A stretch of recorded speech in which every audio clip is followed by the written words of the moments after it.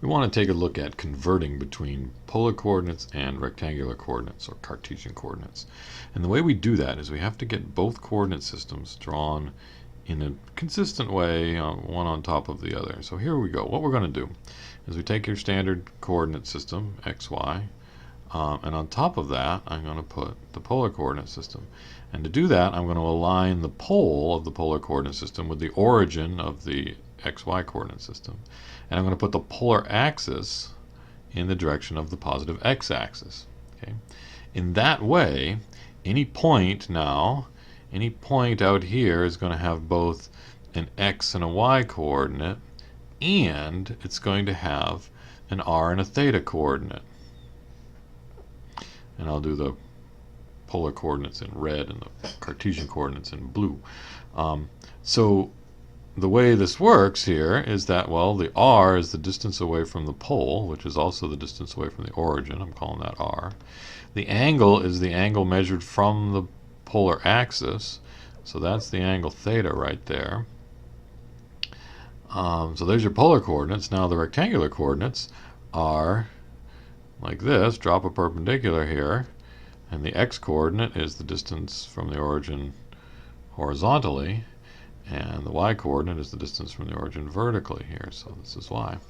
And this picture may look familiar to us. When we started just describing the trig of any angle, we had the same thing. Difference being now is that we allow r to be positive or negative. But still, there's a relationship we can see from this. That is, I know that the cosine of the angle theta is x divided by y. No, it isn't. It's x divided by r. And the sine of angle theta is y divided by r. Now, in this way, I can solve, from these equations, I can solve for x and y. That is, this one gives me that x is equal to r cosine theta, and y is equal to r sine theta. Right? So if I know the polar coordinates, if I know r and theta, I can easily calculate x and y. Right? Likewise, if I know x and y, I can calculate r and theta as follows here. R squared is x squared plus y squared. That's just the Pythagorean relationship. And I don't know whether I want to take r positive or negative until we'll see some examples as to why I might want to do either. But at least I know that r squared is x squared plus y squared. And also, there's a lot of different thetas that could be used here. Right? That's one of the things about polar coordinates, is that there's multiple representations of the same point. But the thing is, I want any angle here that either ends right here, the terminal ray is as I have it drawn, with a positive r, or maybe the terminal ray is out here with a negative r. But either way, this angle or that angle, the tangent is going to be the same. The tangent of that angle theta is going to be y divided by x. Right? If I turn it around, even though I'm talking about this x and y coordinate, if I had my angles pointed out in this other direction here, the tangent would still be the same, because it's 100.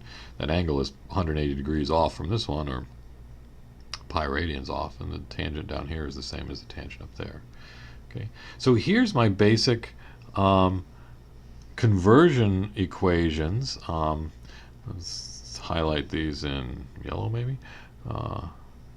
This one, this one, this one, and this one are the ones that that'll convert polar coordinates to rectangular, and here rectangular coordinates to polar, although there's a little more work that still has to be done. Let's look at a few examples here.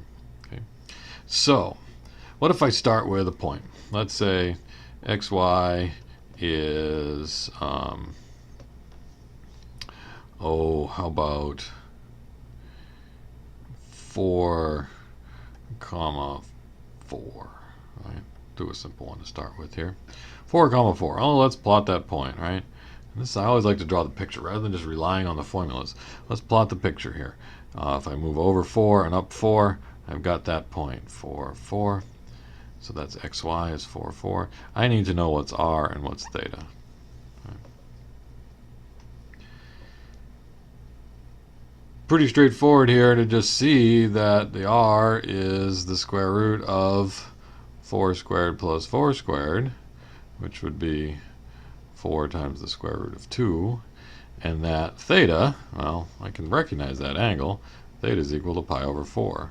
That's pretty quick one here. Let's try one in the other direction. I'm going to do a bunch of different examples, one way, one another. Let's say I start with r and theta. So suppose I know that r is equal to 7 and theta is equal to pi over 3. Well,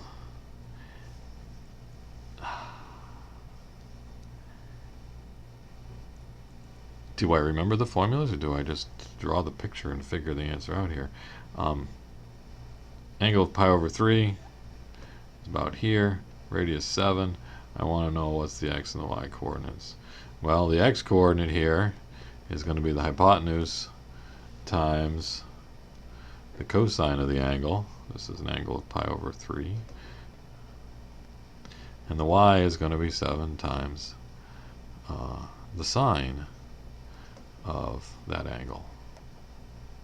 Well, cosine of pi over 3, I mean, that's the nice, I picked a nice angle right here. So cosine of pi over 3 is a half. So this should be 7 times a half, which would be 3.5. And the sine of pi over 3 is radical 3 over 2, so I got 7 times the square root of 3 over 2. This direction, going from polar coordinates to rectangular coordinates, is always very straightforward. Just, you know r, you know theta. There's only one way to represent that point in x's and y's. There's only one answer, and you're going to get it by r cos theta is x, r sine theta is y. On the other hand, although this problem up here looked like it was fairly simple, the conversion in that direction may be a little trickier. Let's try another example there.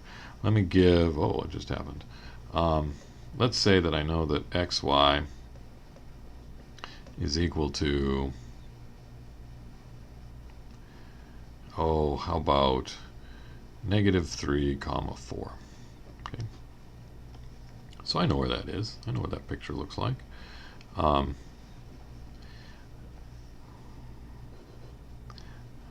2, 3 backwards, 1, 2, 3, 4, it's up there, right? Negative 3, 4. I want to know what's r, what's theta. Okay. Well, r, certainly, r squared equals x squared plus y squared. So r squared is the square root of negative 3 when you square it is the same as 3 squared. So anyway, that's 3 squared plus 4 squared, which is not the square root of 7, right? It's the square root of 9 plus 16, which is the square root of 25, which is 5. So I know that r squared, sorry, what the heck am I doing? Dang. This is r squared. Why am I square rooting, right? R squared is 25, so what's r? Is it positive 5 or is it negative 5? Well, let's just leave it as r squared is 25 for the moment and come back and see what happens here. Now, to get the angle, I know that the tangent of the angle theta is going to be the y-coordinate 4 divided by negative 3, the x-coordinate. So then when I use my inverse tangent function to find the angle, what does my calculator give me? So the inverse tangent of 4 over negative 3 is equal to, let me go to my calculator here. Where's my calculator? There it is. And I say, give me the trig arctan of 4 divided by negative 3. I don't know if I'm in radian or degree mode. It looks like I'm in radian mode, which is good. It says negative 0.427, negative 9.273. Okay, it's negative 9.2. So that's equal to negative 0.9273. Now, notice though, you got to be real careful on this because arctan is not going to give you an angle out in the second quadrant. Arctan only reports angles between minus pi over 2 and plus pi over 2. When we did inverse trig, we had blinders on. The tangent isn't really invertible, so we had to just do part of it. So minus pi over 2 to plus pi over 2. This angle that it's given me is this angle down here. That just calculated this thing. That's looking in the wrong direction. So I have one of two options now, right? Either I can take that angle, so I'm going to say r theta is equal to, I'm going to take that angle as negative 0.9273, but I have to take r as negative the square root of 25. Or, if I really want to take that as a positive r, then I've got to adjust the angle. And what I have to do is I have to turn completely around, right? So I've got to add on pi to that thing. So let's say, just add, so plus pi and then minus whatever that is. Or you could have written it as this thing plus pi, either way, right? Or I could, I could use any, with the positive 5, I could use anything coterminal with this one. So keep on adding different amounts of 2 pi, so 2 pi or 4 pi, keep adding them onto this. Or, with a negative r, take anything coterminal with this angle, so keep adding on multiples of 2 pi to this one. Right? There's multiple ways in polar coordinates to describe that point. So converting to polar coordinates, you've got to take into account that there's lots of options here. And be careful, because your calculator isn't giving you all the options. Your calculator will only look into the fourth quadrant or the first quadrant when you're using the inverse tangent.